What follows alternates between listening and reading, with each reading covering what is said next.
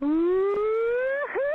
All right. So that was my womb howl. I try to do my best at mastering that or mistressing that. So, just wanted to express how excited I am for this amazing call. So I've kind of intuitively come up with the title, and then of course my womb is like, no, that's not quite right. So the title is now at the moment, and who knows, by the end of our class we may want to decide it's something different. But it is Womanifesting, and that's whoa manifesting. So it's not manifesting, it's the feminine way. Womanifesting with womb wisdom.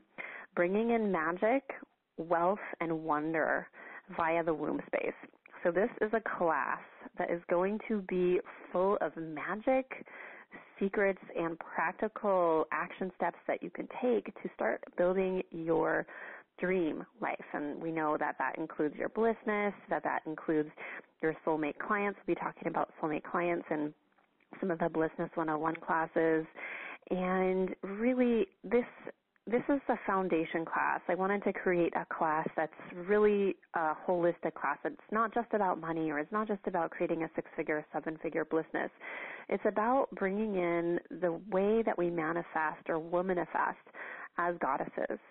Really, before we even get into the nitty-gritty of anything that has to do with business or action steps, it's to really rewind and say, you know, we probably have been taught from age 0 as little girls, or even maybe before we came here, maybe in past lives, that it wasn't okay to use the womb wisdom secrets. So it is a powerful time to be on the planet, and this is going to be a really powerful call.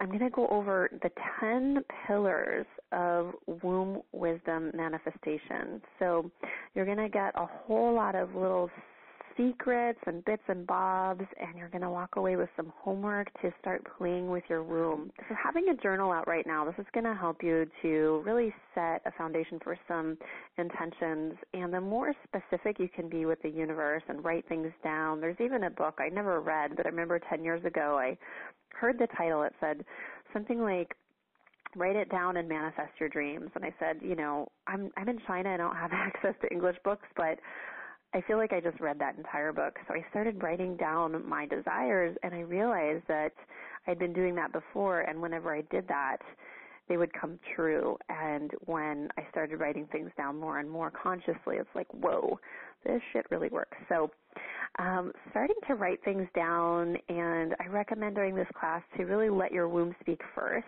and then write it down. Or as you're journaling, as you're writing, really plugging into your womb space.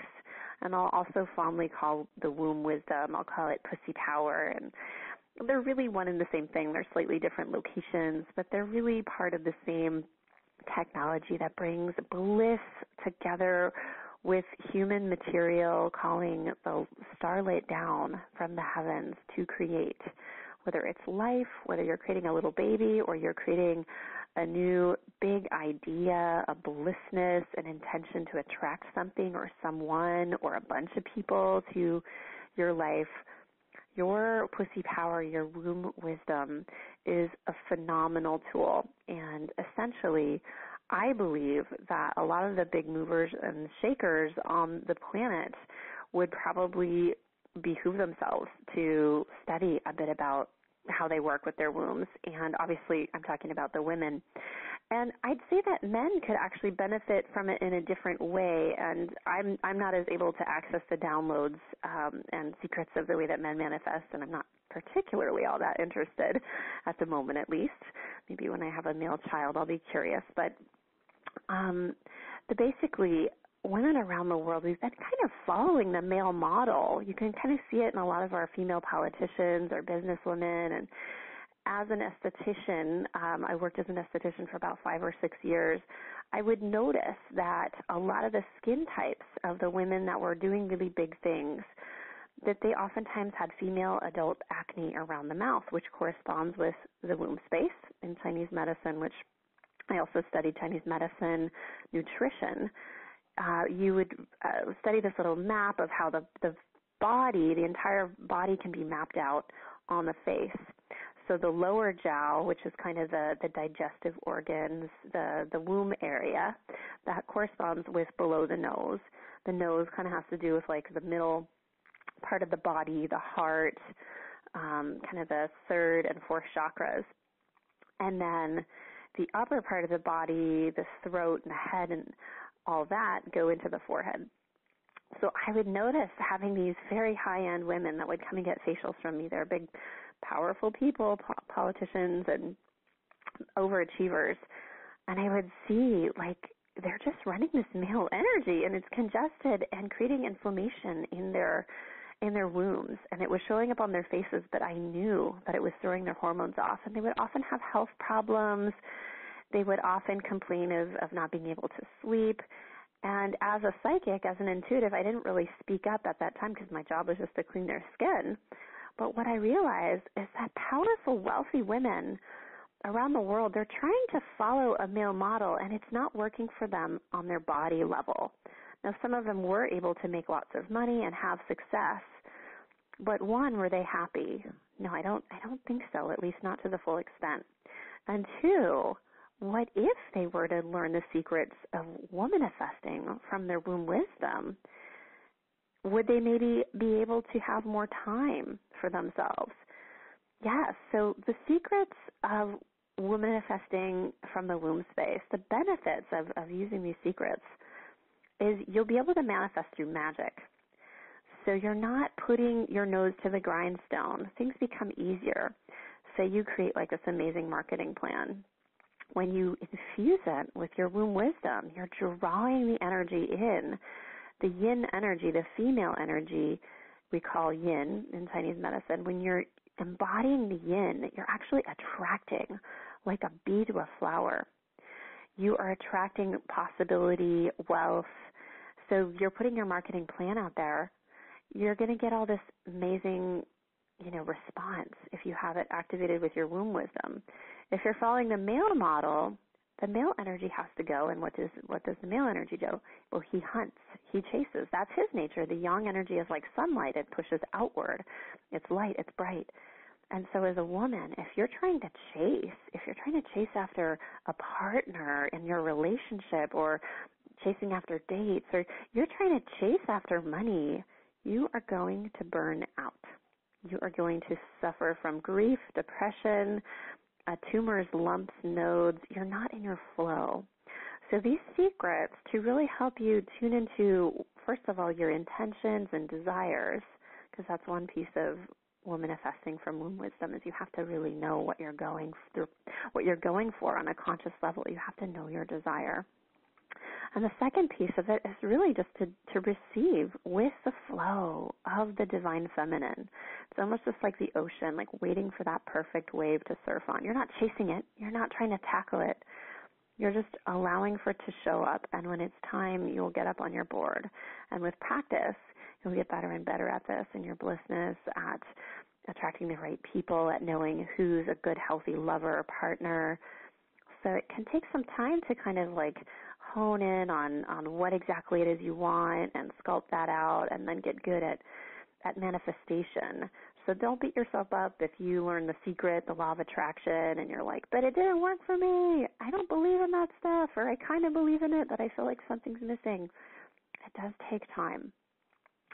So a little bit about my story is that I kind of have very powerful womb wisdom, and I have very powerful fear of it. And so it's gotten better. It's gotten a lot better, oh my goodness. But I started off as almost like pretty much a tomboy. I know it's hard to believe that now with all the pink. And I would wear feminine clothes sometimes, but I basically wanted to be my brother. And I have a bigger brother. He's 2 years older. From a very young age, I started wearing his hand-me-downs, and, sometimes I would wear my pink girly stuff too. But I wouldn't feel important. Like I would feel like I was indulging in the pink, but when I was wearing the masculine clothes, the primary colors, or as we got older, like wearing black, I thought that was being really smart, and then that was being successful. And someday if I really just, stuck to being basically like a dude with long hair and maybe like, breasts and lingerie, but basically just like trying to mimic the way that he did things and having a little sexy sprinkled on top of that, that I would be really happy, that I would be seen and I would be recognized, and particularly that I would be recognized by somebody that was a lot like my brother, because that's what happens when we're young. We have, I don't know if you know about this rule, but basically whatever you grew up with in your family, you associate that story with love until you consciously choose, like, that's not quite it. So, for example, some people, for them, growing up meant getting hit or getting screamed at or just being around people that were kind of angry. So that they would associate with familiarity and home and love. And so they grow up and they're like, okay, in my subconscious, that is the wisest, most wonderful thing. So I'm going to manifest that in my relationships. Or I'm afraid I'm going to manifest that, so I'm just not going to manifest anything, and I'm going to try not to date anybody and keep everybody away because that's what love is. So you can see that from a really early age, having an older brother who basically was kind of the king of my world, and would pick on me, and I thought he was just really cool. Growing up, I started to mirror that, and I really became this super successful. My brother ended up going to, at the end, like 3 Ivy League level schools, and it's great because that's part of why I'm opening Aphrodite University. I'm really into education, and I really enjoyed having a great education and trying to keep up with him. I was like, I got to go to an Ivy League level school, and so I did that, and great things came out of it, and my body fell apart. I had extreme hormone imbalance. I didn't have periods pretty much regularly until I was 25, 26. They were very, very irregular until I started getting twice-a-week acupuncture in China and getting on some major herbs, which is a gift because I got to learn how to repair my body and to see the power of plant medicine and how Western medicine is not always the answer. And I got to learn so much from that experience. But I still was missing secrets of how to manifest from a blissful womb-like space. Instead, I kept on going back with my nose to the grindstone, and every time I would try and get a job or focus on success or even get like a new boyfriend, I would come from a paradigm of I've got to be good enough for my dad and my brother, and from this masculine standpoint that the world is looking at me with, like this gaze. Instead of coming from the inside out, instead of coming from my bliss, I came from this punishment, this ego space, this lack, this fear that I would never be loved, and this need to prove it all to the world. So if you have been trying to create in your world and things haven't been just manifesting smoothly, womanifesting smoothly in this flow, you may be holding this patriarchal kind of karmic blueprint from many generations of many men and women. And over the last 100 years, women have basically been receiving the brunt of the male patriarchal pain, meaning we kind of stepped into the workplace and we became both the woman and the man overnight, essentially, women's lib. And we have been holding a lot of male pain in our wombs. Could that be why there's a rise in cancer rates, why there's a lot of pollution on the planet, why a lot of women's bodies are just kind of falling apart? There's a lot of stress-related diseases that are coming out, and you may notice that a lot of women who aren't maybe on an aware, conscious, alternative path, pretty much everybody's medicated. Instead of, using plant wisdom or finding their own intuitive ways of healing, there is just this massive, we need to have this quick fix. And that's because we have transitioned so quickly and we have not yet awoken the womb wisdom. So we're going to do that today. And just honoring, let's just start this call with honoring both the feminine and also let's call in the energy of the masculine. The masculine who's been trying so hard to be approved, just like, you and I probably growing up wanting to be approved of by people on our sports teams or our parents, our brothers and sisters, that competition kind of masculine energy of I'm good enough. Look at me, I'm good enough. And maybe not feeling good enough. Let's just honor that male energy that hasn't felt good enough, that hasn't felt lovable, And sometimes he gets violent and angry and controlling and overly rigid. And just say thank you. We honor you. And we release the old way and replace it with the womb wisdom paradigm. And we may keep parts of the old masculine paradigm if it really fits and it's our bliss.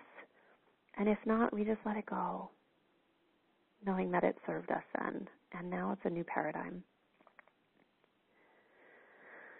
Now I want you to go ahead and just draw your attention to your womb and also your entire female reproductive organs, your ovaries, fallopian tubes, your yoni, your labia. Like, it's amazing.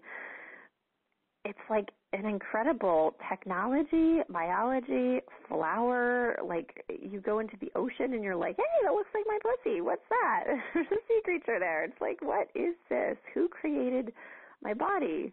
And who created those sea creatures? Oh my gosh, I saw a sea creature about 2 weeks ago when I was snorkeling. I snorkeled for like an hour, totally burnt my back. I was like, I don't care. I have to do it. It's my last day. Like, I'm just going to make a prayer. It wasn't too burnt. It wasn't bad, but definitely went for the snorkeling. That was my biggest bliss in the moment. And I saw a sea creature that was like, you know how you just know something? And I knew it. I was like, okay, that guy is like prehistoric. Like, he is old. And he was about the size of a 2-year-old. And I'm saying he because it felt, I don't know, probably didn't even have a gender. But he was somewhere between a huge centipede, a huge shrimp, and like I don't know, like a snail or something. So he had little legs and a shell and antenna, and his face, he like looked up at me and didn't have any eyes, but just had this circle mouth. And I was like, that was old school. So we're going to talk about the ocean, and there's going to be a connection to that point. But I just wanted to share that the universe is pretty crazy if you think about it. Like, what's up with that? Who designed our frickin' genitals? Like, what is up with that? Like, the universe is doing all this stuff, and we don't even like necessarily like it. Sometimes I'm like, God, if I designed my own pussy, I would probably do it like this, you know? But what a gift, right? Like, we have this pleasure center and we get to manifest through it. So just being so grateful for having a womb. We haven't even discovered what she can do yet. So just feeling into like the mystery of it, like, where did she come from? I don't even know. Designer DNA, like, did someone make this for me? Was there intention? Was there some celestial body that was a part of it? Am I genetically modified by some aliens? What the heck? But realizing you have some organs that are able to create babies. Hello? That's crazy. There is an organ inside of you, and who knows, maybe you're not fertile, and that's totally okay. Maybe you are. Maybe you're super fertile, and you're like, damn it, I'm too fertile. But just putting your hand on your womb and realizing that you come from a line of wise wombs, women that have been passing down this womb from the mother to the child, and that you opted in to be female. And you opted in to experience having a womb. Feeling into your womb vibration, anchoring her to the center of the planet through the pussy, all the way down to the center of the earth. Sometimes I say pussy, sometimes I say yoni, and I'm kind of like, come on, let's just embrace the word. It's kind of like nigga or dyke. It's like, come on, pussy power, PU $$Y. We've been talking about our vaginas like they are dark and dirty and terrible. I love being like, yeah, I have a pussy. It's great. So if you're in a place where you can speak out loud, you can say, I have a pussy and it's great. You can say it in your head if you can't say it out loud. Or maybe you can say it out loud and everybody in the cafe turns their head and they're like, whoa, good for you. Or maybe you live in an alternative community and you just have all these people that are like, that's awesome, girl. I support that. That's what I hope for all of us someday. So when we can say, I have a pussy, and people turn and they're like, you go, girl. Doesn't mean anything negative. It just means that you are proud of what your mama gave you. So let's just shake what our mama gave us, and let's just kind of like do a little wiggle and like a little belly dance and start to shake our womb and our yoni and connecting to the center of the planet. And let's start to bring up energy from the center of the planet through the yoni. Notice it's kind of sexual. It's kind of sensual, and that's part of being a woman. You're not a girl anymore. We screen to make sure that all of our Aphrodite University students are over age 18. Well, 16 if they have a GED, but let's go ahead and just be like, okay, it is okay to be sexual. It's okay to be sensual. It's okay to be not sexual, whatever you feel. Just allow the energy to enter up into the very center of your womb, all the way from the center of the planet. And this is just kind of a foundation meditation that we do at Aphrodite University quite often, is bringing up womb wisdom from Gaia, Mama Earth, to the womb wisdom in Amanda or Jane, Josephine, whatever woman is here either on the call or in future meditations, just really knowing that this is a powerful tool that you can use, that there's a crystalline center of the planet, and through gravity we know how to find it, and our womb wisdom is always connected with her. And that's how we have babies.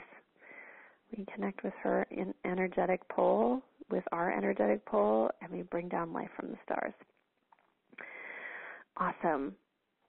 So just feeling into the technology and the water, the sacred geometry that maybe isn't totally symmetrical, but there is some sacred technology and geometry going on in your womb space. There is this flower energy and these different biological organs that were designed by divine design, and there's energy and electricity in there. And there's also just this water, this primal basic structure, and water is made up of H2O, as you know, and there is an electron in there, so it creates these little star tetrahedra, these little Star of Davids. When they connect together, these they get in big lattices and they create honeycomb shapes. And so in our womb, we have little honeycomb shapes all over our womb. We have water in there. We also have blood and different cells and things, but primarily the energy in our womb area is water.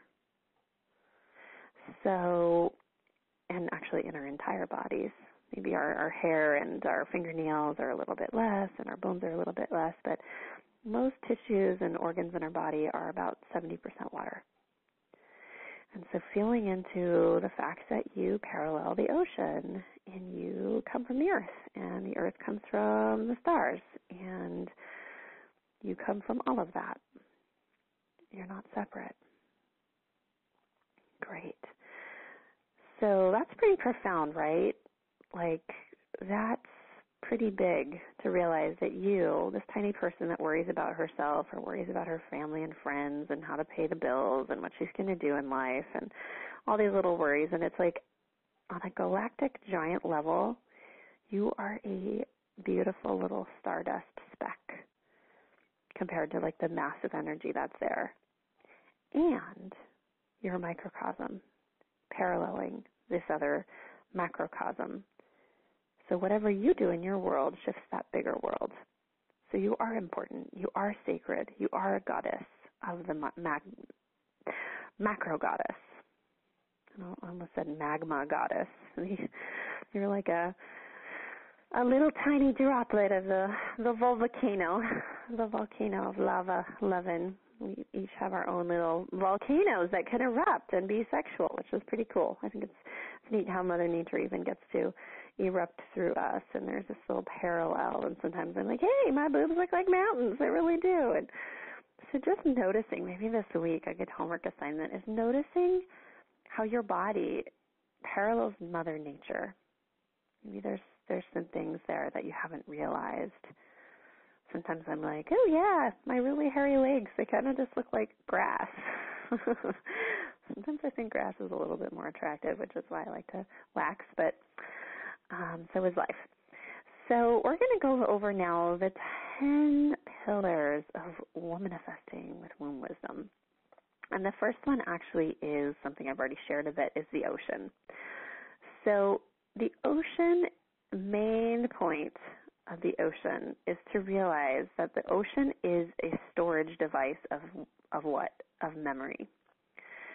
So the ocean is made of the water molecules, like I said. Your womb is made of these water molecules. And the water molecules form the flower of life, sacred geometry, also known as the Merkaba, and they basically are the same thing. One is more of a linear drawing of it, and then the flower of life is a circular drawing of it. But it's basically, and you can look up the word Merkaba, and it's Merkaba, sometimes spelled with an H at the end. That's Merkabah. And it's something like light chariot vehicle. I forget what it stands for. I should know. I talk about it all the time. And I channeled the Merkaba, and I kept on hearing Merkaba about 5 years ago. And I was like, who the hell is Merkaba? And I went online, and I was like, oh, that's that shape I see. So definitely in my ancient memory. But basically, the Merkaba is the same. It kind of looks like, it basically looks like a Star of David. If you know, everybody knows the Jewish Star of David. Actually, the history of the Merkaba goes way before Judaism was even conceived, and the Merkaba is three-dimensional, and it's basically like two star tetrahedra, meaning pyramids with four sides, three-sided, so basically four triangles connected, and then there's another one that goes through the top, so you have basically a three-dimensional Star of David, and that is the vehicle that stores memory in a microchip in your computer. It stores memory in your water in your womb. It's very primordial, and it's the basis of the Hebrew alphabet, the ancient Hebrew alphabet. The modern Hebrew alphabet is a bit distorted, just as most languages over time get a little bit distorted, and you know, we're living on Earth, and Earth has a tendency to get creative, and you know, it's just things are a little bit off sometimes. We go through historical events that create darkness. Anyways, the ancient primordial language of light and sound is completely undisturbed, obviously. It's just a primordial basis. So we don't necessarily ever get to completely experience this on Earth, at least not right now, because we're experimenting with polarity, which is like, oh, what's it like to live in a world where you're not babysat by God, goddess energy all the time, where things can kind of go wrong. Like, that's exciting, right? There's this creativity. Earth is organic. It's nature. So behind everything on the planet, basically, are these sacred structures. And the womb has the most basic hologram, the most basic blueprint of the Merkaba. So when you meditate using the Merkaba, it doesn't matter what size Merkaba you use, because the Merkaba repeats itself. So it's almost like, well, if I choose a triangle that's tiny or small, you can make it up of many tiny little triangles. So that's where the hologram gets fun. So you can meditate using a Merkaba and putting a Merkaba inside your womb, and you can use and spin the Merkaba to clear any energy and old memory that's in there. And just the energy of the Merkaba itself, it's what's called crystallizing. So the first pillar was the ocean and just really embracing the Merkaba and memory. The second pillar of manifesting is using tools to crystallize memory. So using the flower of life, using the Merkaba, this is going to crystallize. And I'm going to give you a couple of tools, like using crystals, using flower essences. So there are a couple of crystals that are particularly potent for clearing your womb wisdom. My favorites, I'm just going to name two or three. One is rose quartz, and it's a love stone. Love conquers all. You can place the heart-shaped rose quartz on your womb, and it can clear out old. You can do whatever shape you like, but especially the heart chakra energy. It can clear out any sexual trauma or past relationships. So you want to allow the rose quartz to inhale. Imagine the rose quartz sort of inhaling the crisis energy or the past energy. And then you can take the rose quartz and you can give it a bath in ocean water or in salt water. just for a second or two, and then rinsing the stone off. I believe salt water may, if you leave it overnight, may tarnish or may change the color of the stone. So just using it very briefly. And then another stone that I personally like a lot, because it's my birthstone, is the garnet. And the garnet is sort of the fiery stone. The sex stone is what it's known as, and it stabilizes energy devoted to accomplishing your soul purpose.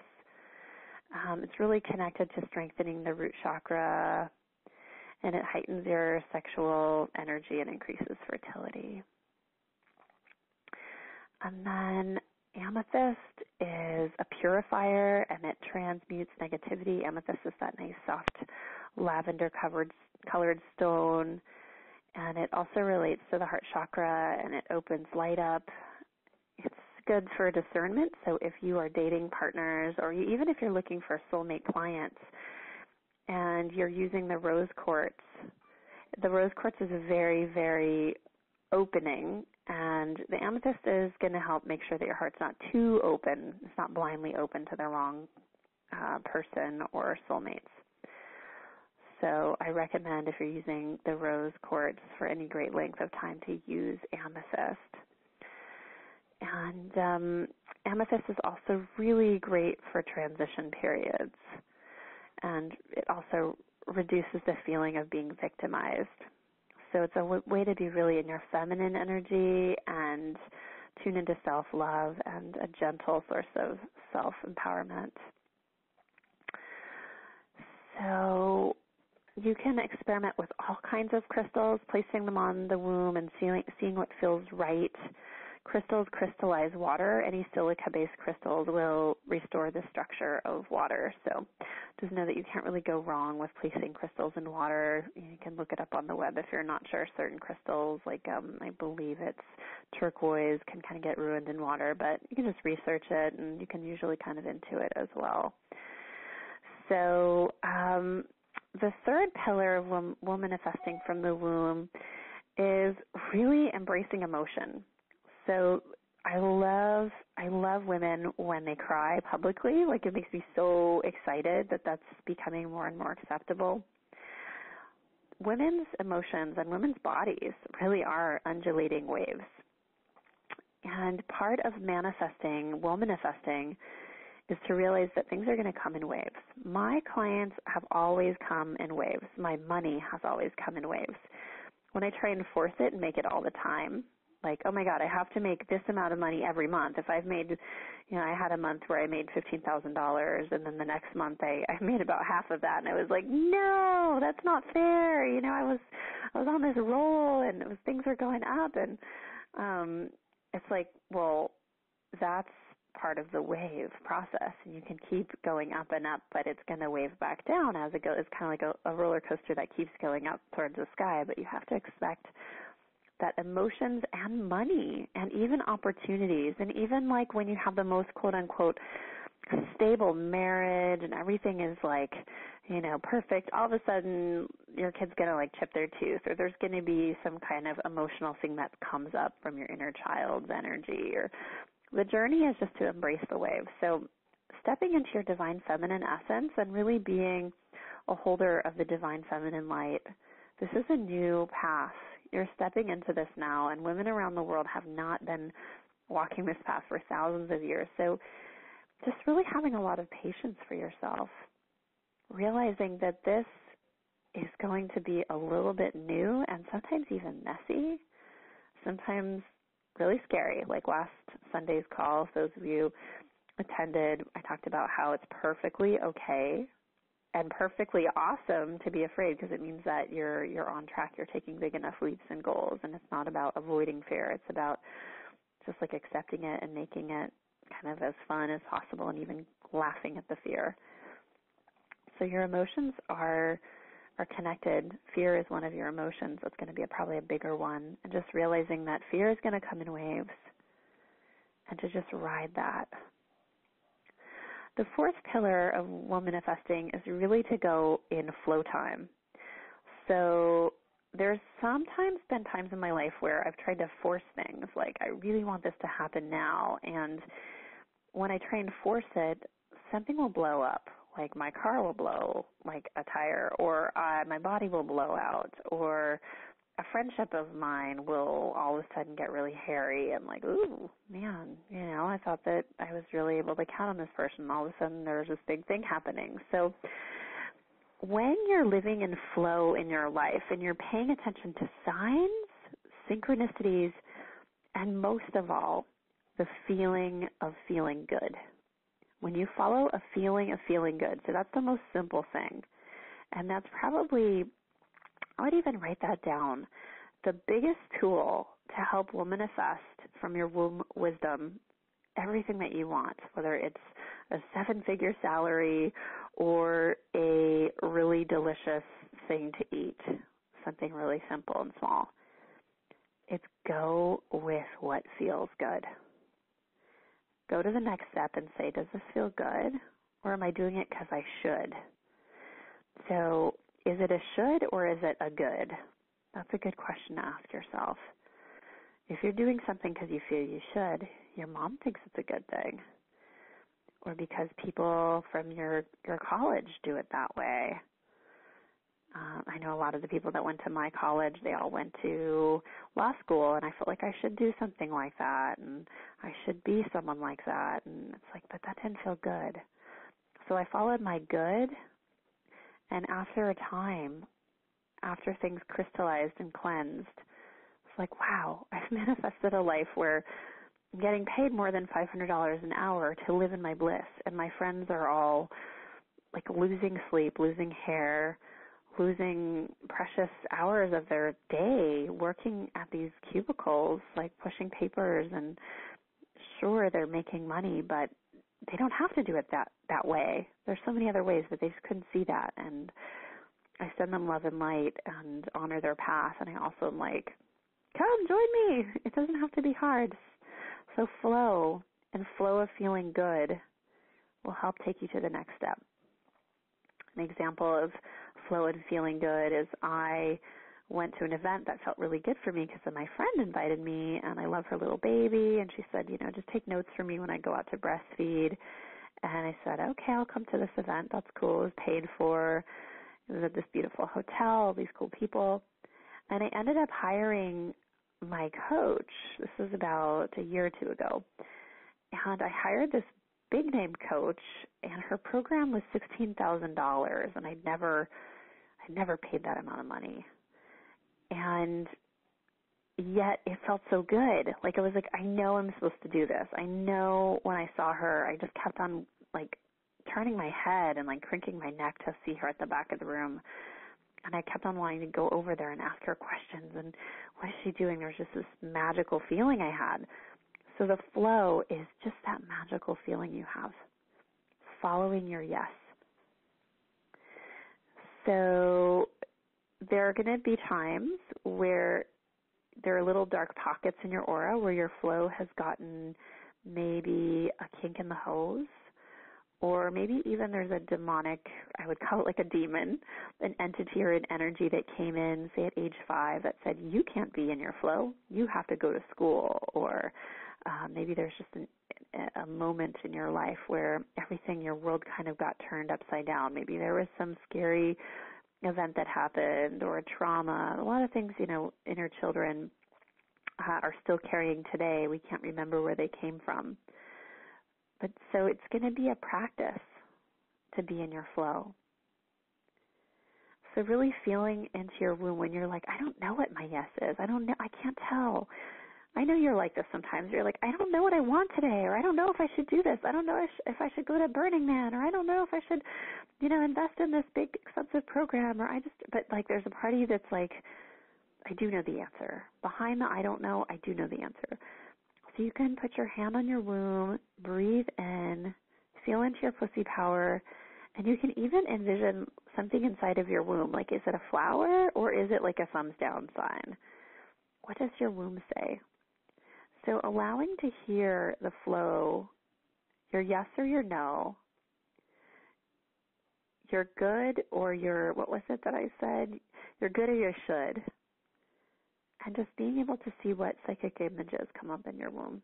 So if it's a should, it's going to be like, thumbs down. If it's a good, it's going to be like, ooh, yeah. You even just maybe just have a feeling or a color will come to mind. Whatever it looks like or feels like, just ask some questions there. So the fifth pillar of womanifesting is to really embrace the waves and to embrace the energy of the orgasm, the ocean, wave-like sound. You can listen to ocean waves. You can do meditations to ocean waves. You can dance in wave-like undulations. Belly dancing will activate your womb wisdom. The word wave is a key to womb wisdom. The sixth pillar is organic. Organic energy, meaning that you don't edit yourself. You clear out the shoulds. You can see that in the way that I do my blissness and also the way that I write, the way that I speak to people. I'm basically kind of a channel all the time. I have some structure, and structure I really do appreciate you, masculine structure, you hold me, but I often tangent off of structure and I'm just in this organic space. So really, I want to give you full permission that you can create your 6 or 7 figure blissness. You can create a stable, grounded life, relationship, practice, healing practice, whatever it is. And it doesn't have to be, I wake up at 6 o'clock and I do 45 minutes of yoga every day and it has to be like this. It can be. It can be that crystalline, but it does not have to. Allowing the organic mysteries of your womb consciousness to flow you through your day in their wave-like undulations, allowing your emotions to guide you, your good versus your should, bringing through the energy of the ocean, allowing crystalline energy, using the flower of life, or even using flower essences. You can pick flowers, put them in bowls, have crystals nearby. This will activate your womb wisdom. So we are going to go to the seventh pillar, which is bliss. Such a basic portal to activate the womb wisdom is bliss. So whatever bliss means for you. Today I came back from ecstatic dance, which is obviously very ecstatic and blissful, and this morning it was like a 2-hour yummy dance ritual, and I left a little Facebook post of a picture of the community, and it's just really loving and beautiful music and people happy dancing. And there were moments where I was like, ooh, I'm trying to look good, and this doesn't feel like my bliss. I just want to look like I don't care. I don't want to care. And so I let go of trying to look good. And, you know, I have this cute little outfit. My inner child loves to wear dress up and be like, look how cute I am. So I was like, okay, you got to have your moment where you look cute, but now let's let mama feel good. So I just started to I would call it dancer bait. Like I was like masturbating my bliss into my entire body. Not sexual, but just like, yes, the music. You know what I'm talking about? I think you know what I'm talking about. I think all of us are very sensual women at Aphrodite University. So really using your bliss to guide you, that good versus the should, but really like celebrating your bliss and marrying your bliss. So committing to your bliss, even if you have, like my family was very anti-bliss. They would look at me and say, why are you putting the only money you own into going to Burning Man and Hawaii and Bali in a year where you made $4,000? And somehow I manifested a trip to Hawaii. I mean, it was all crazy. I don't know. Like, I'm just a womanifester. I was able to manifest very, very well when I was the super poorest. I remember one day I was like, I need a new wardrobe. And literally outside there was like $2,000 worth of designer clothes, if not probably $3,000 worth of designer clothes. And I was like, this is so weird. And I'm going to Bali in like 2 weeks, and it's all kind of tropical designer clothes. And I had the cutest dresses. Oh, my goodness. So the womb wisdom, it gets amplified when you are happy. Your emotions have to be high. So even if you're like this ball-busting businesswoman, you're not going to be tuning into your total womb wisdom potential. You're not going to be having the money coming through to its fullest because you're not actually in your bliss. So bliss tools, obviously, kind of obvious ones, is anything that brings an orgasm. This could be any kind of sexual exchange with your beloved or a beloved. It could be masturbation, meditation with consciousness, and it could just be energetic bliss. I also find raw chocolate is very blissful for me. There are a lot of different foods that are very blissful, being in nature and like just dancertating in a group of people or alone, just following your bliss. And I think about dancertating, like it doesn't have to be dancing, just making life like this lifelong masturbation of bliss, not physical, obviously. And obviously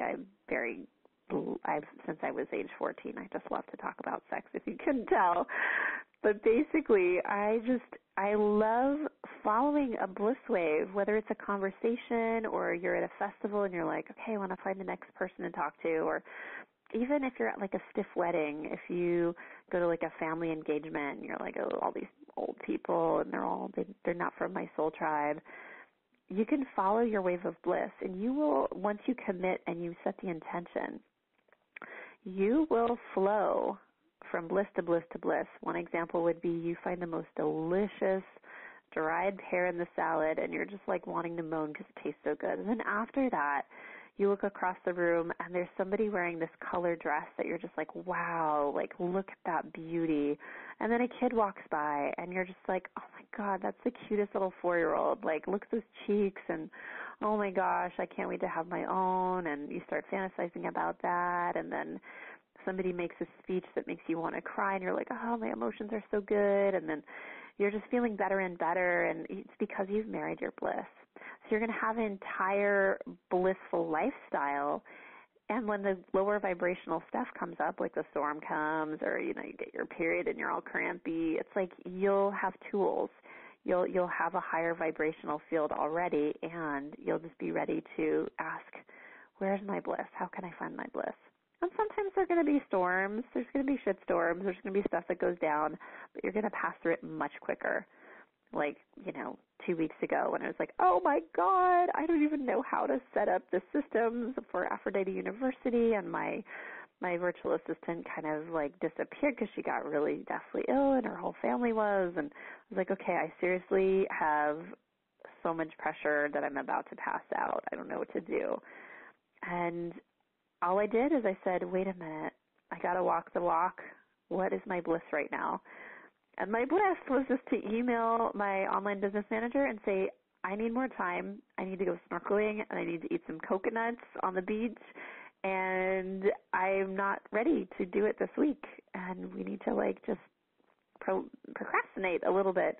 And so I ended up launching a week later than expected, which probably on the professional end of things isn't, the best thing, but it was like I knew that my soulmate clients would want me to do that. And I knew that my fake clients and counterfeit clients would be like, you said you're going to launch on the 21st. And so I love that we're at this time where we can listen to our wombs. And what if we lived in an entire world where women and men were like, okay, my dearest, whatever feels good for your womb, I will honor that. That's the most important thing. Instead of trying to crunch things in and have these things called deadlines, I started to call them due dates. So in your blissness, whatever due dates you have, you can write them down. But if your body doesn't let you, I was starting to get sick because I was like, oh, I'm trying to force this out. It's not the timing. It's not the flow. And then when I did get in the flow, it's like I'm starting to produce work so fast. It's like coming out of my butt. I'm like, oh, my God, I can't type fast enough. This is so great. So I really just want to encourage you to follow your flow and know that when there's a dry spell, it will be followed by a wave. The biggest dry spells bring tsunamis in, so get ready. This 8th pillar is intuition and the goddess of heart space.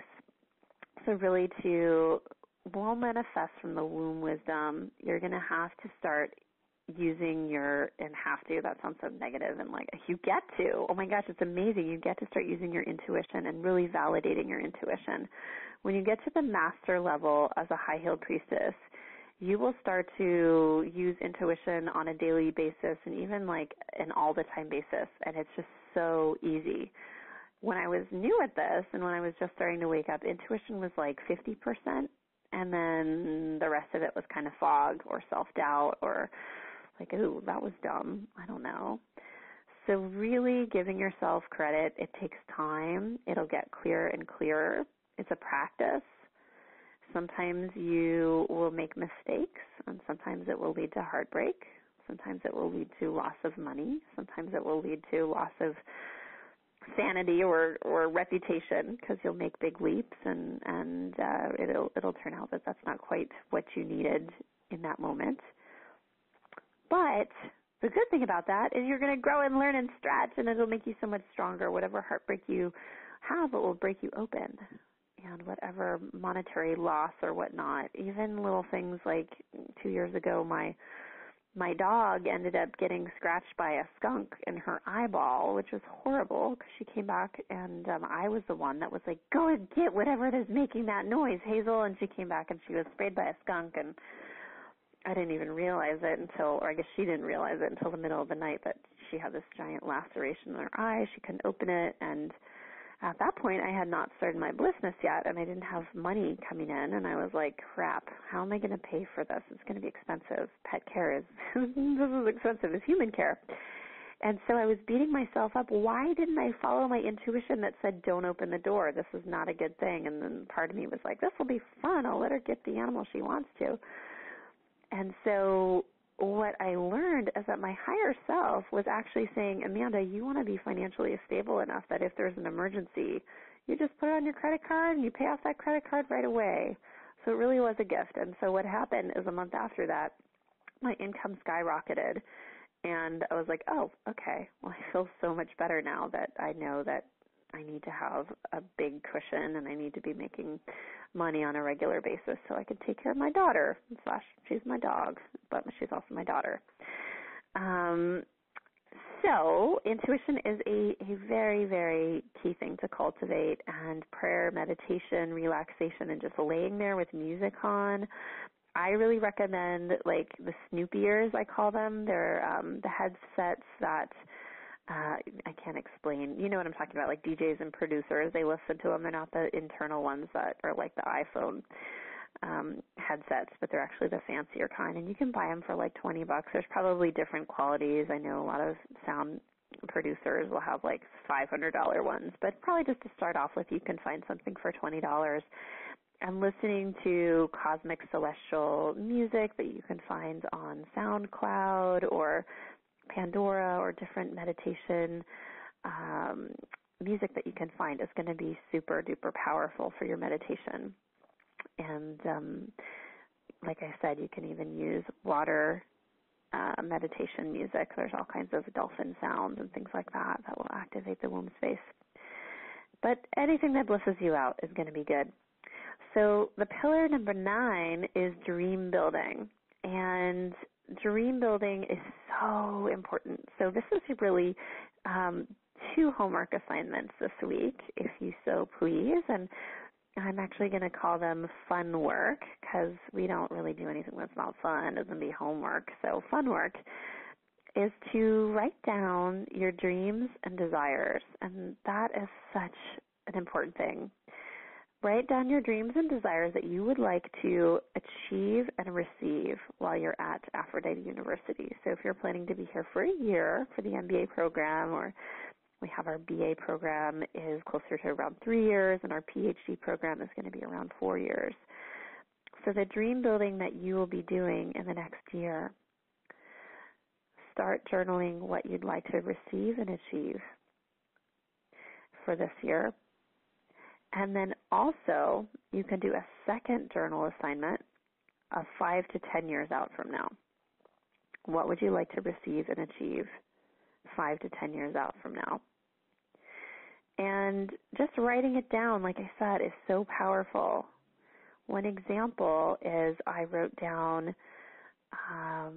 I wanted to be in Los Angeles in television or radio or something like that. And this was, I think, maybe a year ago or 2 years ago, and just kind of put it on the shelf and was like, oh, whatever. And it's so crazy because now that I've been kind of out there and about there for the last year or two, I just have two big name TV producers contact me, and I have an appointment tomorrow and then one the following week, and it's like, okay, if this is really what I want, then this will be my opportunity to check it out. Maybe I'm not ready for it, maybe it's not what I really want, but at least through the law of attraction, I've manifested what I need to see if I want it. So just because you write down your dreams doesn't mean it's exactly what you want. It may be that you get what you want. You're like, close, but no, I'm going to want something else. And I've seen this a lot, especially with twin flame attraction. People will write down they want this and this and this, and they'll get that. It'll blow up, and they're like, of course I didn't want that. That was like totally the patriarchal old, prove it to me model. But what I really want is a guy that just completely understands me and like it's easy, and they'll tweak and they'll twist their desires list. So the key to doing your homework assignment, the fun work of dream building, to really build your dreams, writing down your intentions and desires, is to feel into that womb space. So as the pen hits the paper, come from the place of the womb space, envision the ocean womb holding the flower of life, or the Merkaba, the Star of David, and you can go ahead and look at sacred geometry online. We'll be doing some more classes on sacred geometry, but just to kind of get an idea of what the image looks like if you've not seen yet a flower of life. I'm sure you have, but if you don't know exactly what it is, you can just look up flower of life, sacred geometry, or Merkaba, sacred geometry, and really just channel that energy through your arm, your hand, as you put the pen to the paper, and allow your dreams to come through. The next and the final pillar to manifesting from the womb space, I almost said wound space, but it's really true that the goddess on the planet has been coming from a wound in her womb. There has been a lot of trauma and pollution and abuse that has gone on in our ocean of our emotions, of our flow, in our waves, in our organic bliss. And we've had a lot of sprays, pesticides, control, raping, and pollution happening there. But that's all going to be crystallized. We're crystallizing that by rising the divine feminine energy and by commanding from our wombs what we are here to manifest. So this is so important.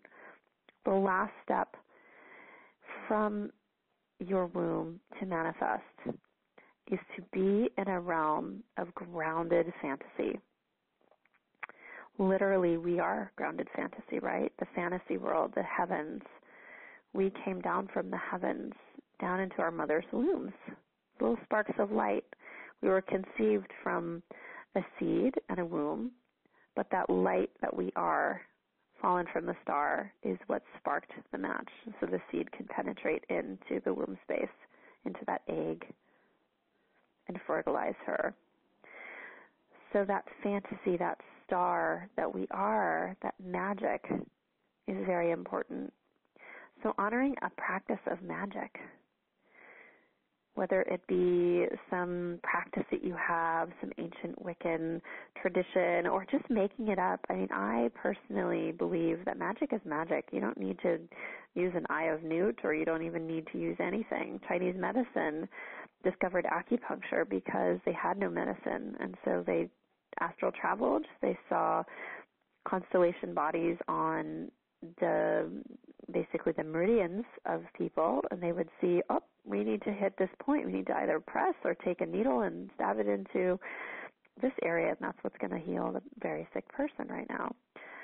So whether you're using herbs or you're using points on the body, you're using just pure intention and prayer. You could use crystals, you could use altars, you could use candles, flowers. All of that enhances the magic, but the bottom line is you are the magi. You are the magic. And you are holding the womb, the marine womb, the ocean of ancient wisdom. The Magdala, the Marie, the Miriam, the Mare, I am. Mare in Italiano means ocean, or in Spanish it's mar. So you are the mar. You are the ocean. You are the emotion. And the more that you allow your fantasy, your bliss, your dreams, your intuition, your organic waves of flow ecstasy, emotion, and flower into your oceanic womb, the more swiftly and blissfully you can create your desires manifested on this planet. And that creates the Isis unveiled, the true risen goddess who has released the veil that has been upon our psychic eyes for so many thousands of years. So we are near complete with the Womb Wisdom class, and I just wanted to offer you the 2 fun work assignments, and then I'll open for any questions you may have. And I'll do my best to answer them.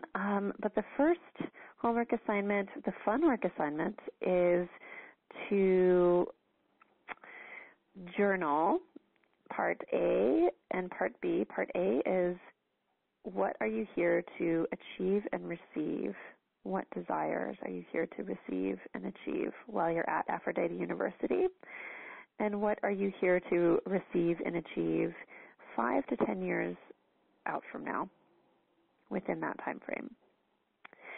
The final part 2 of the fun work assignment, if you decide you want to do something beyond just the journaling assignment, which may be enough for you, the second step would be to create a womb wisdom altar for your time while you're at Aphrodite University. So you can gather flowers, you can place essential oils, you can be very creative, you can take photographs or anything that you like, with candles and crystals and tapestries, bowls of fruit, anything that represents the ocean, emotion, flow, organic bliss, your intuition, any jewelry that you like.